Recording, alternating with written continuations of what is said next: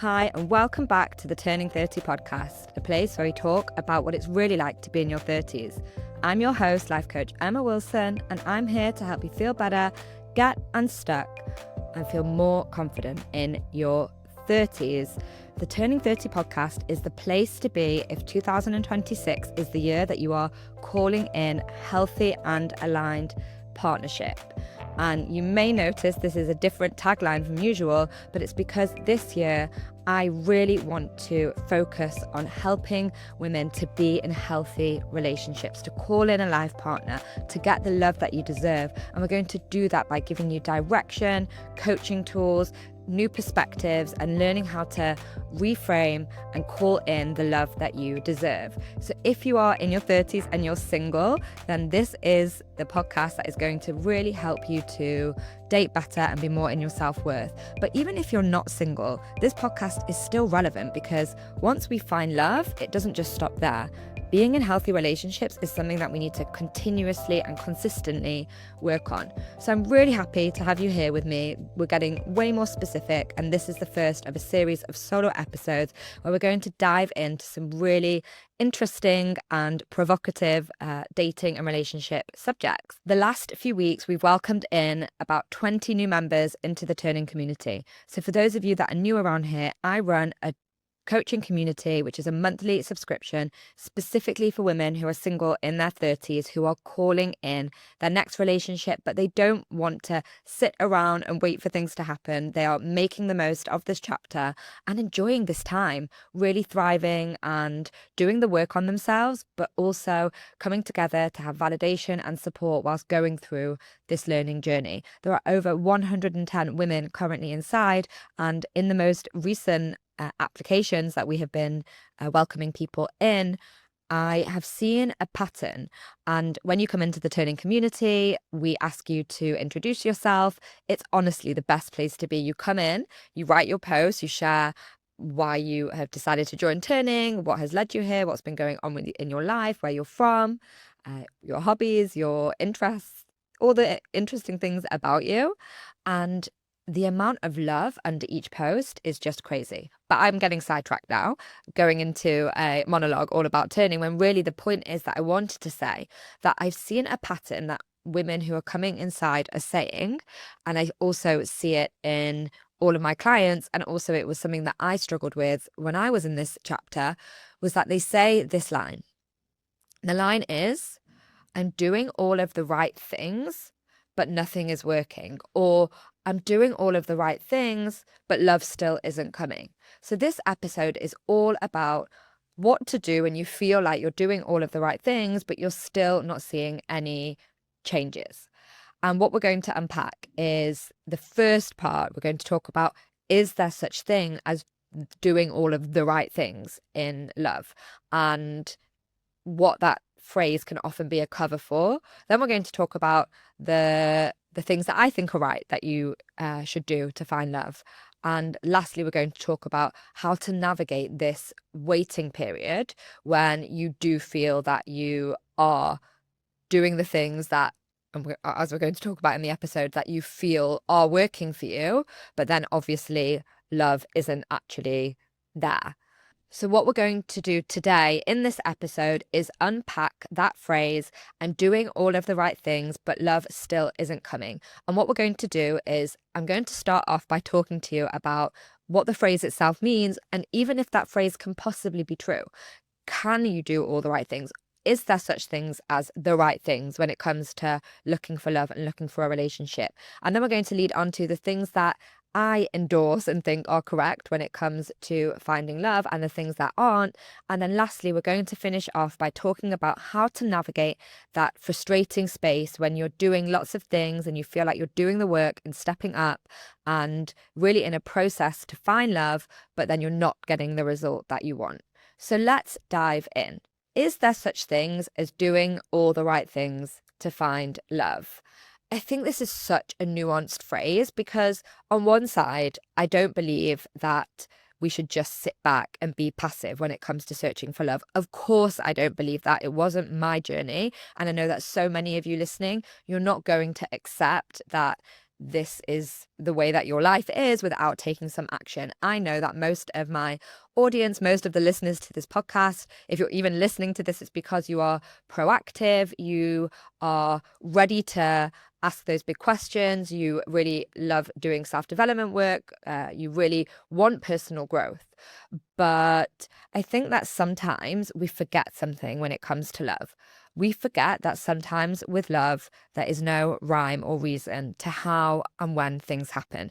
And this can be extremely frustrating because I think in our lives, we are potentially incorrectly told and learned that if we just work really hard at something, then we're going to get the return that we want. And actually, this is a pattern that we do see usually. If you are working hard with your career, then usually you're going to get some form of a return, whether that's a promotion or a pay rise, or you're going to get the feeling of satisfaction or fulfillment if you receive the results. It's like when we're in school, we behave well, we get a gold star. It's when we are a good friend, we see those relationships come back to us. However, there's something about love that we just can't control. And it's something that time and time again, I talk about the randomness of love, the serendipity that is involved, and our own unique divine timing that unfortunately we can't control. And that is why for women in their 30s who are successful, who are ambitious, who maybe can label themselves type A, but you don't have to be in that box. But to the woman who really feels like she is proactive, the frustration of putting in work and not getting back the return that you want at the time that you want can be really disheartening. And this is definitely something that I struggled with. I am an overachiever, and when it came to love, I was like, okay, I'm just going to do all of the things. I'm going to throw myself into dating. I'm going to throw money at the problem. I'm going to think about it all the time, talk about it all the time. Of course, that's going to create the return that I want. And I quite quickly learned that, unfortunately, this isn't how love works. And we all know that a big part of finding love is actually understanding that love isn't transactional and it's not linear. It's not the return that you will get for the hard work. And there is an element inside of that where you just have to surrender and let go and accept that love will come in the time that it's supposed to come.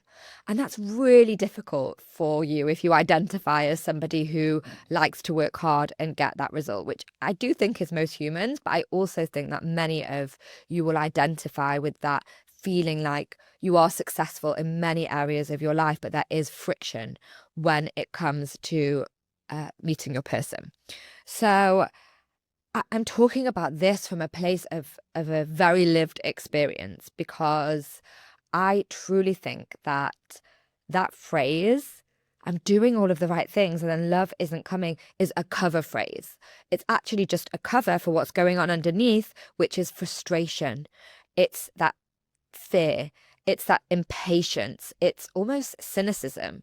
And I think that really what we have to understand is, yes, there are things that we can do that can put us in a much better position, that when love crosses our path, we are open and ready and waiting for it. And that's what this episode is all going to be about. But I did want to start by really taking away that phrase of thinking that love is formulaic and that love is something that can just happen, that you just do X, Y, and Z, and then you're going to get it. And that is why, and I don't mean to shame anybody, or I don't mean to talk badly of an industry that I'm also part of, but I really have a gripe with dating coaches that will come and say, just do this one formula, this formula that I've created, and in 6 months' time, you will meet your person. This is a lot of hot air. I see it a lot online. It's Instagram strategy, it is marketing.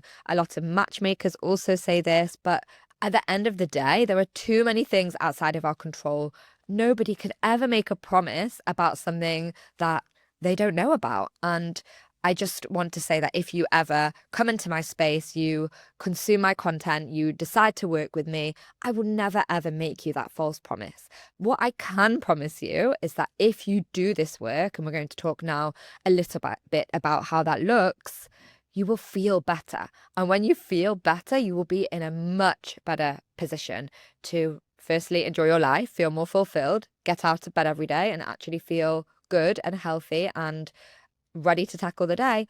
And of course, the eventual side effect of all of this work is that when the unique divine timing, the timeline that is meant for you, starts and comes your way, you won't be blocking it. You won't be closed to it.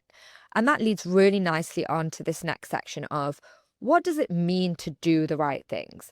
I think that when people write this in the intros to the Turning Community platform, what they mean is I'm enjoying my 30s, I'm maybe solo traveling, I am really coming to terms and accepting that I feel good about my 30s, and I'm also actively dating. I'm on the apps, I'm going to events. These are all the practical things that we can do. And what I really want you to think about today is, are you doing those things because you're supposed to do them? Because you think that if you do those things, that the result that you will get will be love, just like we're talking about. Are you trying to control your unique path to love? Or is it because you actually want to do them? There is such a distinction between those two things. Because when we do things, secretly, subconsciously hoping it's going to give us the return that we want, it's not actually our truth. It's not really being our authentic self. And that's why most of the work that I like to do is really understanding your authentic self in your 30s. How do you like to spend your time, regardless of being in a relationship? And let me tell you something, this is important to figure out, no matter whether you're in a relationship now or not, because when you're in a relationship, obviously it's going to be a big thing in your life, but it's not the main thing. You still have the same brain, you will still have the same wants, likes, needs, requirements in order to live a fulfilling life. So it's really important to understand and make sure that you're not doing the quote unquote right things in order to just call in love. It has to be because you genuinely want to do them. And I think the practice there is making sure you're doing things that light you up. And that's why inside the Turning Community, such a big part of it is really coming back to your authentic self, really shedding those layers of what society thinks you should be, the timelines that you think you're supposed to adhere to, and really figuring out what lights you up, regardless of your relationship status. So you're probably wondering, Emma, you're saying all of these things, that you can't control it. I can put in all the hard work and not get any returns. I can basically be banging my head against a brick wall. What is the point of all of this? And I know that that can feel like a very frustrating phrase and a very frustrating point of view, but I want to really challenge you and say, you cannot control the timing of when something will happen. You cannot control the why. You cannot control so many things, but the one thing you can control is how open and how available you are to receive love, how open and available you are to call somebody in. And I want to talk here about a personal experience because I think it's really important that we understand that desire for love isn't actually openness for love. We can think we really, really want something, but we don't actually know that we want it. We can think that we really want something because it feels like a really strong desire. Often that desire comes from all of the things that I've talked about, the societal expectations, the timelines, the conditioning, the comparison. All of your friends are doing the same thing. Why am I not doing it too? And also it can come from a genuine desire. I genuinely want that thing. But quite often what we see is that that desire isn't correlated with our heart. The desire isn't correlated with how open and unblocked and ready we are for love. So about my personal experience, as most of you know my story with Ellie, we were friends before for a long time, and he had tried to come into my life as a romantic partner. And I was, if you would have spoken to me during that time, I was like, I am looking for somebody, to start a family with. I want all those things. I'm looking for marriage. I'm looking for babies. I want everything. And The truth is that even though I wanted all of those things, they scared the shit out of me because I had just come out of a really bad relationship. I had a lot of internal wounds and healing to do before I was open and available enough to call love in. Therefore, 2 years before Ellie and I officially started our relationship, he offered to go for a drink, and it was very clear that there was something more bubbling underneath the surface after we had met, and I genuinely told myself, this isn't the person for me. And looking back now, I know truly that my heart was just closed. And it's the reason why I was so attracted to emotionally unavailable men. I just kept going for these people that weren't aligned for me and ignoring those that were. And none of it made sense. This behavior pattern didn't make sense because if you were asked me at the time, I would say, but what do you mean this pattern is subconscious behaviors coming to the surface, subconscious beliefs coming to the surface? I would absolutely not think that in a million years. I would have said, no, I'm doing all the right things and love isn't coming. But the truth is, and the truth was at the time, I was burnt. I was burnt from a toxic and abusive relationship that had really whittled away all of my self-worth, all of my self-confidence. I truly felt like I didn't deserve this love, and I didn't deserve an emotionally intelligent, open, communicative man who had his shit together, who wasn't a little fuckboy and a little baby, who was playing games. And that was very confronting to realize. And the way that I realized it was through doing this deep inner work. It was through doing a coaching program, being in therapy, being in my journal, asking myself those big questions. If I desire something so badly, why am I blocking the good things? And that's when I think that the main thing that we can do to call in love, that is the right thing, is to be open to love, is to really unblock those channels to love and say, there's something here that I get to work on. It's to really disarmor yourself, because for sure, if you are a woman in your 30s who has gone through things, which I know most of you have, whether that thing is never having been in a relationship, or whether that thing is being in multiple relationships that haven't worked out, or whether it's being in one really long relationship that didn't work and now you are dating for the first time and you've never dated since high school. No matter where your journey has led up to, there is baggage there. There are blocks to uncover. There are even beliefs from our childhood, from our relationship with our parents, from our relationship with our teachers, our colleagues, our caregivers, all of the things that have built up over time that are contributing to how you actually truly believe that you are worthy of love. So if there is one thing that you can do, which is the right thing, it is to work on this openness to love.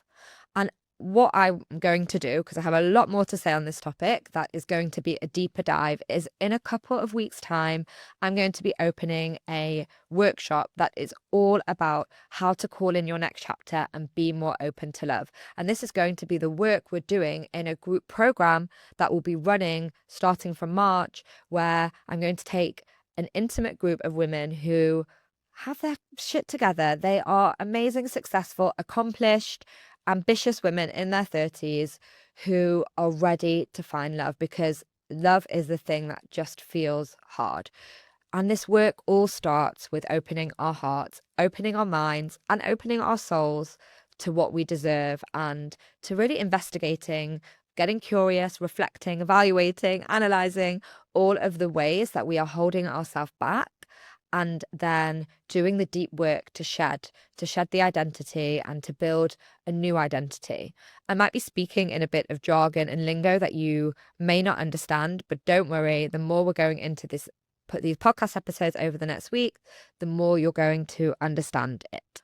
One way that you can test how you really feel about welcoming a partner into your life now is to ask yourself the question: if I was to hand you an envelope, and inside the envelope is a relationship, and it says, okay, now you are going to wake up and you're going to be living with a partner, you are building a relationship together, and it's not just the big fireworks love stories. You're already past the honeymoon phase and you're building a life with this person. What comes up for you? What are the things that you think? Is it instantly, oh my God, yes, this is what I really, really want? But is there maybe some whisper of, that sounds really scary? Maybe I'm afraid to give up my life as it is now. Do I even believe that this person exists? Will this person be able to meet me where I am? What about my career? What about sharing a bed? What about having to cook with someone every night? Whatever it is, there's probably something there that has come up for you. So just make a mental note of what that thing is, because I think that our desire for something that we don't have often overwhelms the truth about how we feel about something. So I want you to really think about this question and come to terms with it. Now, the last thing I want to talk about is how to deal with that frustration of doing the right things and love not coming. So we've already established that there's no such thing as the right thing. However, you're all in my community, you're all my listeners, you know that the right things that I believe are things such as turning the volume up on you. It is doing the daily practices, whether that's journaling, meditation, conscious thinking, breath work. It is maybe investing in yourself, coming inside the turning community, doing a course, going into therapy. Maybe it is also really investing in yourself in terms of solo travel, not sitting around and waiting for things to happen. So, of course, we all know that these are the things that you can do to make this period of time the best period of time. So what do you do when you're doing all of those things, but love still isn't coming? And there's something there about releasing, just surrendering, just deciding that it is okay, that love will come when it is supposed to come, but not a moment sooner. And I have interviewed tens, and I've also collected dozens of stories about women who found love after 35 and later than they expected. And the pattern, like you heard in the last podcast episode that I did exactly on this topic, I always hear the same pattern of, I just truly accepted that I couldn't control the circumstances and I couldn't control when it was going to happen. So if there's anything to work on during this time, it is releasing that control. It is releasing needing to know. It is trying to stop controlling the future to be exactly as you want that future to be, and just being more present. And if you need help with being more present, then you know that my go-to activity is always going to be grabbing your journal. I have a free journal guide, so if you haven't downloaded that yet, I've put a link to that in the show notes, because that's also a really great place to start. So just to summarize this episode, I really want you to lean into this belief that love isn't linear. It's not something that we can control. The way that you will feel better in this period of time is to just lean back and accept that this is your single chapter, and then to lean forward and to enjoy doing the right things from a place of genuine curiosity and genuine authenticity, and going back to the core of who you are and your original values, and not just waiting, not just thinking, okay, I'm going to do all of these things because these are nice things to do when I'm single, but it's just the way to call in a relationship. No, let's banish that from our proactivity and really do things that light you up. Get into your flow. The way that we truly do the right thing to call in love is to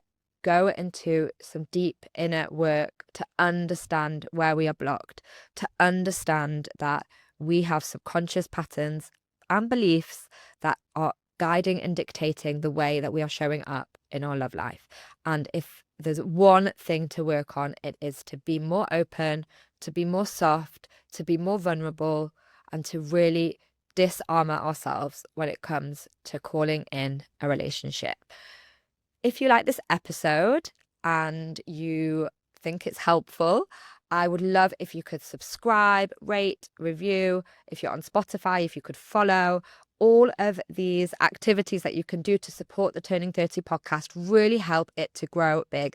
I've been doing this podcast for 6 years now. In all of the 6 years that I have been running the Turning 30 podcast, we don't have sponsors. It's all funded by me, by the Turning 30 brand.